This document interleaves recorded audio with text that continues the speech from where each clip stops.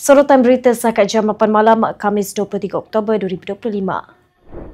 Perdana Menteri Anwar Ibrahim menegaskan arak tidak boleh dihidangkan di sekolah termasuk dalam acara diadakan di premis sekolah. Walaupun selepas waktu kelas tamat, malah perkara itu dalam semakan terperinci Kementerian Pendidikan.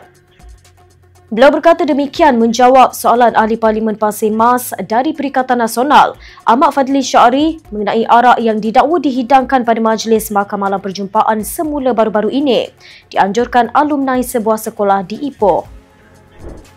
Anwar dalam pada itu dilapor mencapai persetujuan dengan Menteri Besar Kedah Sanusi Nor untuk menamatkan pertikaian sama fitnah difailkan sejak 2022 di luar Mahkamah Tinggi Alor.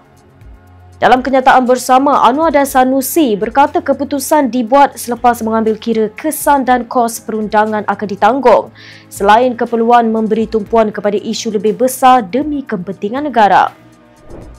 Menteri Dalam Negeri Saifuddin Nasution Ismail berkata dakwaan anggota Agensi Penguatkuasaan Maritim Malaysia menyerbu Masjid Rusila di Marang, Terengganu pada 19 September lepas hanyalah salah faham dan telah diselesaikan oleh pihak berkuasa. Terdahulu, Ahli Parlimen Kota Baru dari Perikatan Nasional Taqiyuddin Hassan membangkitkan kebimbangan berhubung latihan tersebut dengan mendakwa sekumpulan 10 hingga 15 individu menaiki 5 kenderaan memasuki Masjid Rusila tanpa kebenaran sambil memakai kasut. Menteri Hal Ehwal Agama Muhammad Naim Mokhtar berkata, usaha bagi membolehkan simpanan kewangan bekas suami yang culas membayar nafkah disita sedang giat dilakukan. Beliau berkata bahagian sokongan keluarga bawah Jabatan Kehakiman Syariah Malaysia sudah mengadakan perbincangan dengan Bank Negara bagi membolehkan pelaksanaan langkah itu menerusi perintah Mahkamah Syariah. Sekurang-kurangnya 16 NGO Melayu diketuai Perkasa menggesa UMNO menghidupkan kembali Muafakat Nasional atau menjalin semula hubungan dengan Perikatan Nasional bagi menghadapi PRU16.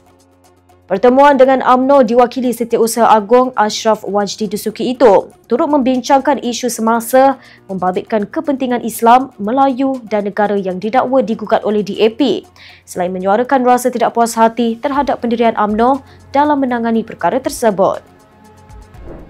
Demikian sorotan berita untuk malam ini. Untuk maklumat lanjut, layari FMT dan ikuti kami di sini.